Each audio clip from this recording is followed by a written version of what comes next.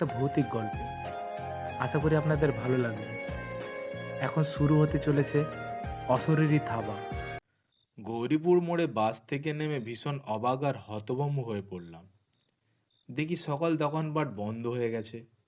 তার উপর কোথাও কোনো জনমানবের চিহ্ন মাত্র নেই। হাতের ঘড়ির দিকে তাকাতেই আমি চমকে উঠলাম। রাত প্রায় 11:30। Train miss. তারপর ঠেলাঠেলি গুতোগুতি এড়ানোর জন্য দুটো বাস ছেড়ে দিয়েছি। তবে এতটা রাত হয়ে যাবে বলে ভাবতে পারিনি।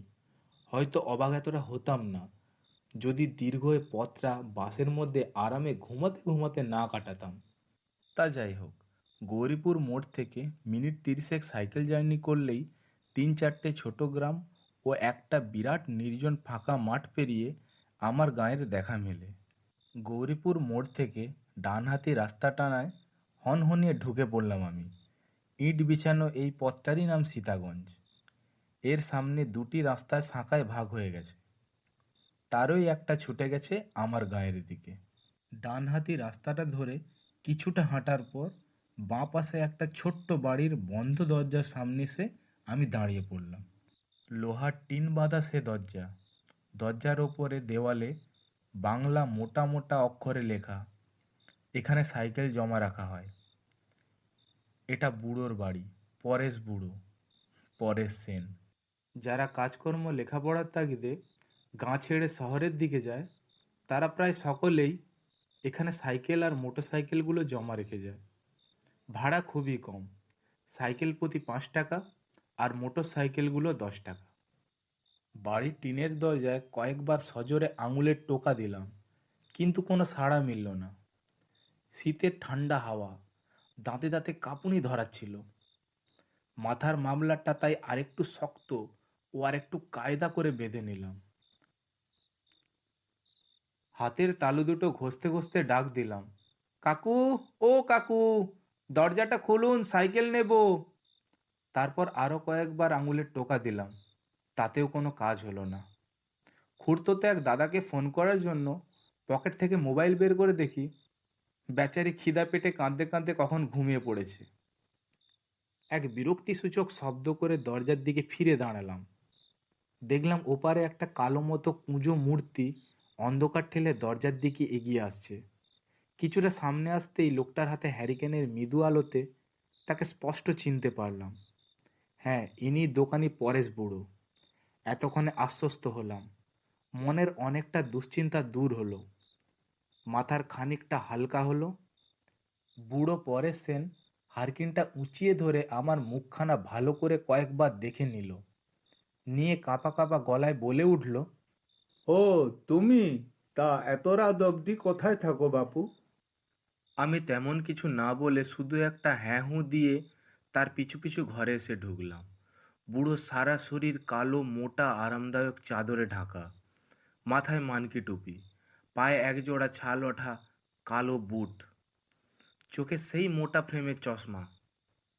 কয়েক সেকেন্ড বাদে টর্চ হাতে দরজার বাইরে বেরিয়ে এসে সাইকেলে চড়ে বসলাম। আর তৎক্ষণাৎ বাড়ির মোটা লোহার দরজাটা সশব্দে বন্ধ হয়ে গেল।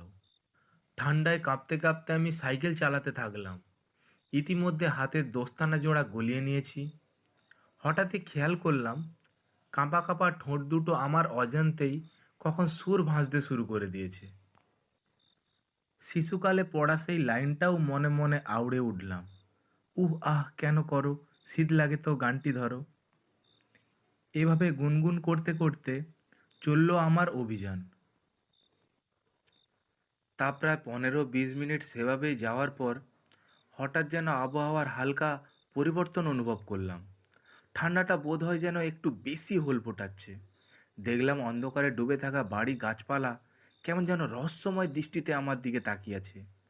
তারা যেন আমায় ঘিরে চুপিসারে কিসব ফন্দি এঁটে চলছে। শীত দ্বারা বেয়ে ঠান্ডা কিছু একটা স্রোত নিচের দিকে অনবরত নামতে অনুভব করলাম।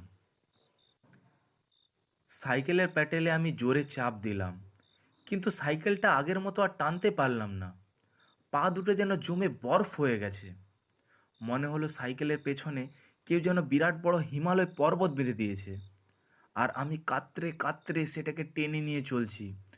ভয় শরীরের ভারসাম্য হারিয়ে ফেললাম। আরও একবার সাইকেলের গতি বাড়ানোর ব্যর্থ চেষ্টা করলাম। আর ঠিক তখনই আমার আর ঠিক তখনই আমার ঠান্ডা দেহে বাম কাঁধে এক শীতলতম হাতের থাবা হেঁটে বসলো। সাথে সাথে আমি বীভৎস এক চিৎকার করে সাইকেল থেকে গড়িয়ে পড়লাম। কাঁধের সেই জায়গাটা এখনো ঠান্ডা হয়ে রয়েছে, তবে থাবাটা যেন সরে গেছে মনে হয়।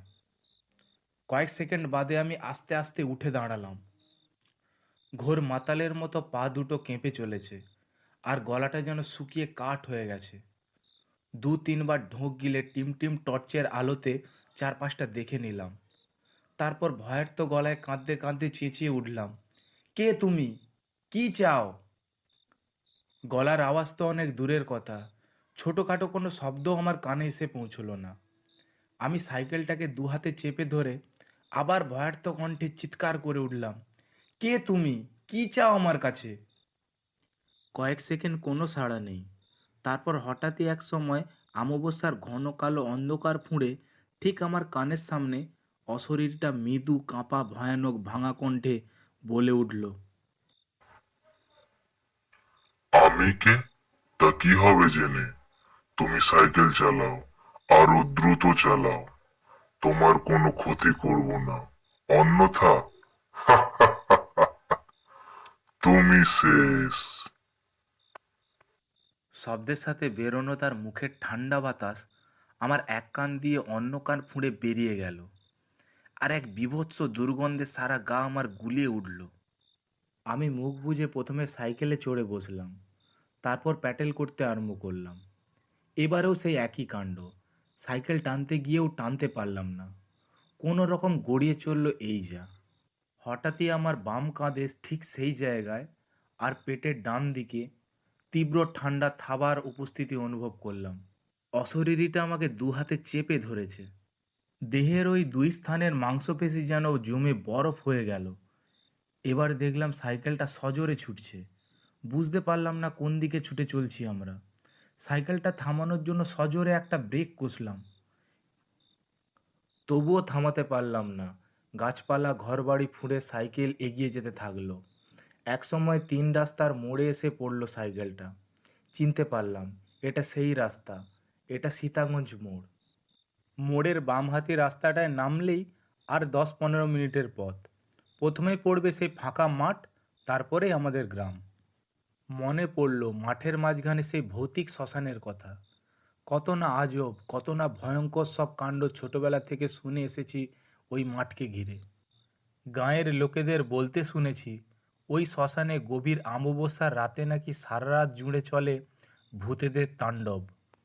তারা পথিকদের ভুল পথে চালিত করে এবং ভুল পথে নিয়ে গিয়ে তাদের মাংস ছিঁড়ে খায়। ঘণ্টাখানেক আগে অবধি আমি এই সকল ঘটনাগুলোকে এতটুকুও পাত্তা দিইনি, কিন্তু আজ এই গভীর অমাবস্যার রাতে দাঁড়িয়ে এক বীভৎস নতুন অভিজ্ঞতার শিকার হলাম। ঘটনা রটনা আর বিশ্বাস অবিশ্বাসের মাঝে সুদৃঢ় প্রাচীরটা যেন নিমেষে এক উন্মুক্ত সাগরের ঢেউয়ের বরফের মতো গলে গেল। অবশেষে এসে পৌঁছলাম শ্মশানের রাস্তাটায়। বহুদিনের চেনা পথটাও আজ যেন অচেনা ঠেকছে। কিছুক্ষণ আগে অবধি চারিদিকে ছিল কালো অন্ধকারে ঢাকা, কিন্তু এ পথে পৌঁছে দেখি কোথা থেকে মৃদু মৃদু সব আলো পড়েছে বড় বড় বট, অশ্বত্থ, শেওড়া গাছের চূড়াগুলোতে। কি বীভৎস গা ছমছমে সে হাওয়া! কোনো একদল অশরীরী অতিথির অপেক্ষায় শ্মশানটাকে আজ যেন সাজিয়ে তুলেছে। সাইকেলের কেরিয়ার জুড়ে বিরাজমান অশরীরীটা তখন আর অতটা ভীতির সঞ্চার করছিল না। তার ঠান্ডা হাতের থাবাটাও আমার দেহ মানিয়ে উঠেছিল। একবার এই মাঠ পেরোতে পারলে বাঁচি। পেছনের অশরীরীটা কোথায় চলেছে? আমার সাথে আমার বাড়ি যাবে নাকি? কে জানে। এই সকল ভাবতে ভাবতে হঠাৎ এক জোরালো ঠেলা খেয়ে আমি সাইকেল থেকে ছিটকে রাস্তা দিয়ে গড়িয়ে শ্মশানের উল্টো দিকে নিচু মাঠে পড়ে গেলাম। মাঠের মাঝে চিত হয়ে পড়েই দেখলাম রাস্তার পাশে ঝুলে থাকা বটগাছের ঝুড়িগুলো ধরে কেউ হুড়মুড় করে গাছে চড়ে বসলো। এতক্ষণ সঙ্গে সঙ্গে আসা ওই অশরীরটা বোধ হয়। তারপরেই হঠাৎ শ্মশানের সমস্ত গাছপালা জুড়ে এক জোরালো আলোড়ন শুরু হলো, সাথে বিকট সব চিৎকার। সহস্র অশরীরী দাপাদাপিতে বোধ হয় গাছের ডালগুলো হুড়মুড় করে একসাথে ভেঙে পড়ল। মাঠ ঘাট সব কাঁপতে শুরু করলো, আর ঘাস বিছানো সমতল মাঠটা অজস্র ফাটলে ভরে গেল।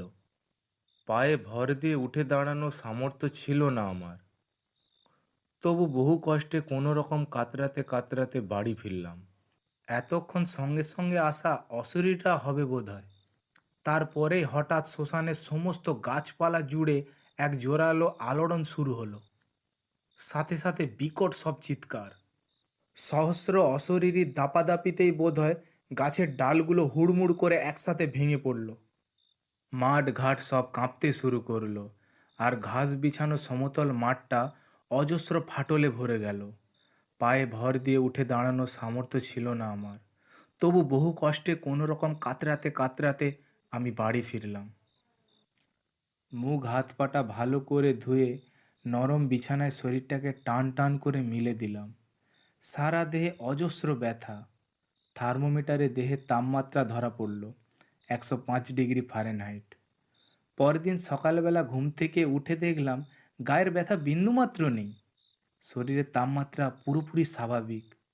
কালকের ঘটনাটাও এতটা দগদগে ঠেকছে না। দেখলাম আমার সাইকেলের কিছু কিছু অংশ এখনো বেঁকে রয়েছে।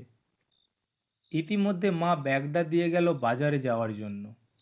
আমিও তৎক্ষণাৎ ব্রাশ সেরে বাজারের জন্য বেরিয়ে পড়লাম।